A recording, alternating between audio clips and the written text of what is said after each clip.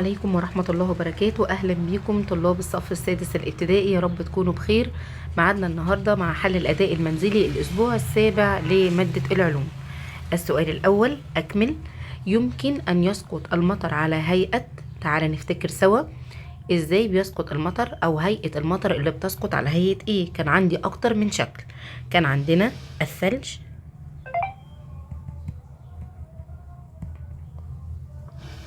البرد،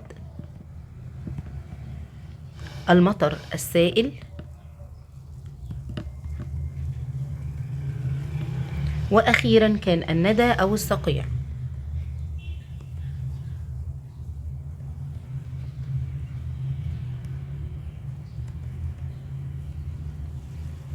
السؤال رقم 2: ترتفع جزيئات الهواء الرطب الدافئ لأعلى، بينما تهبط لأسفل جزيئات الهواء البارد نتيجة عملية، نفتكر سوا، الحمل الحراري.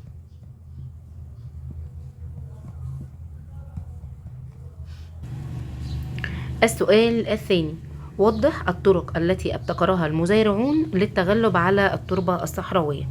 عندك تربة صحراوية، ابتدأ المزارعون يبتكروا عدة طرق علشان نتغلب عليها. أول حاجة تحسين جودة التربة.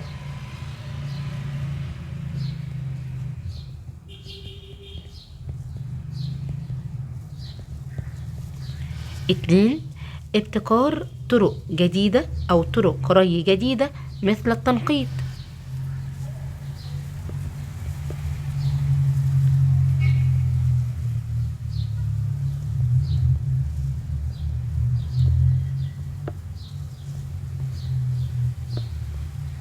كم طريقة: تحسين جودة التربة، ابتكار طرق ري جديدة مثل التنقيط. في حاجات تانية يا ميس؟ طبعا في.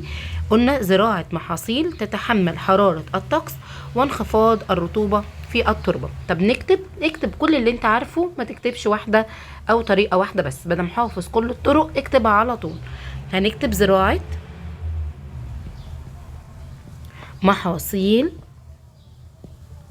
تتحمل حرارة الطقس وانخفاض الرطوبة في التربة. السؤال رقم 2: ما سبب حدوث العواصف الرملية؟ كان عندنا أكتر من سبب، تعال نفتكر مع بعض. أولها هبوب الرياح القوية التي تحرك الرمال أو التراب أو كليهما. كمان مرة يا سنة 6. يبقى سبب حدوث العواصف الرملية هو هبوب الرياح القوية التي تحرك الرمال أو التراب أو كليهما معا. بعد كده بيسألني: ما المراحل الرئيسية لدورة الماء في الطبيعة؟ خدنا مع بعض 3 مراحل أساسية عشان أعمل دورة الماء في الطبيعة. كان أولها التبخر، المرحلة اللي كانت بعدها كانت التكثف، والمرحلة الأخيرة كانت الهطول. تبخر، تكثف، وهطول. السؤال رقم 3: اذكر مدى تأثر كل من الرطوبة بالمسطحات المائية. تعال نشوف كده مع بعض مدى تأثر الرطوبة بالمسطحات المائية. المعلومة كانت بتقول لنا ايه؟ المعلومة كانت بتقول تزداد الرطوبة بالمسطحات المائية، صح كده؟ يعني كل ما يكون عندك مسطح مائي كل ما تزداد الرطوبة. يبقى لو انا عايز اعرف مدى تأثر الرطوبة بالمسطحات المائية هقول تزداد الرطوبة بالمسطحات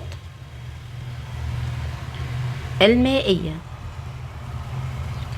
السؤال رقم 2 في السؤال الثالث: درجة الحرارة بالارتفاع عن سطح الأرض. اذكر مدى تأثر درجة الحرارة بالارتفاع عن سطح الأرض. كل ما ارتفعت عن سطح الأرض ايه اللي بيحصل للحرارة؟ بالظبط كده، قلناها مع بعض واخدينها معلومة عندنا في الكتاب. أنه تقل درجة الحرارة بالارتفاع إلى أعلى. يبقى السؤال هنا إجابته ما مدى تأثر درجة الحرارة بالارتفاع؟ يبقى الإجابة بتاعتنا هنقول تقل درجة الحرارة بالارتفاع إلى أعلى. السؤال الأخير، السؤال الرابع، اذكر السبب العلمي. عايز تقول لي السبب العلمي ايه؟ يقل الضغط الجوي على قمم الجبال. ليه؟ لو انت ارتفعت بالارتفاع او على قمة جبل بيقل الضغط الجوي، هنعرف مع بعض. وذلك بسبب انخفاض كثافة الهواء مع الارتفاع وتناقص عمود الهواء فوق القمم، وديت كانت معلومة مباشرة عندنا في الكتاب. يبقى يقل الضغط الجوي على قمم الجبال، لازم اقول كل الاسباب. اولها بسبب انخفاض كثافة الهواء مع الارتفاع. في حاجة تانية يا ميس، احنا قلنا برضو وتناقص عمود الهواء فوق القمم. كده نكون خلصنا الأداء المنزلي للأسبوع السابع يا سنة 6. أتمنى تكونوا استفدتوا. أشوفكم على خير إن شاء الله في أداء وتقويم جديد.